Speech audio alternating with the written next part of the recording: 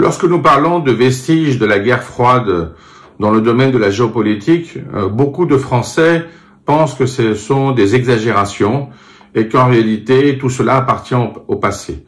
En réalité, on voit par les faits que le réseau russe s'organise exactement de la même façon que l'était le réseau soviétique. Donc, il y a un réseau de propagande active qui influence les réseaux sociaux, qui crée des faux comptes dans les différentes plateformes pour relayer, diffuser, amplifier des informations qui ne sont évidemment pas vraies, mais en tout cas qui finissent par influencer les gens qui sont sensibles. Donc, ce qu'on pensait de l'Union soviétique au moment de la guerre froide, et cela appartient à l'histoire, maintenant on le voit se faire de manière concrète par la Russie de nos jours.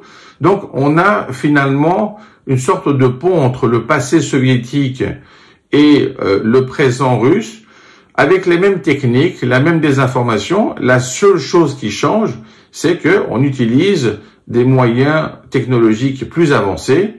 On peut utiliser même de l'intelligence artificielle pour fabriquer des images et en tout cas produire des événements de manière totalement artificielle et les amplifier de manière à ce que tout le monde pense qu'ils ont une considérable influence. Mais en réalité, c'est le réseau social lui-même qui finit par amplifier cette fake news, parce que tout simplement, il y a beaucoup de personnes qui pensent que c'est impossible qu'il y ait une telle manipulation, et pourtant, l'Union soviétique, à travers ses vestiges, joue encore ce rôle dans la Russie actuelle, parce que tout simplement, ce sont des outils tout à fait courants, qui sont même pas considérés comme des outils fallacieux. C'est une opération psychologique classique de la part de la Russie. Elle considère que cela est faisable. À partir du moment où c'est faisable et cela a un résultat, pourquoi ne pas le faire? Pourquoi ne pas influencer les autres?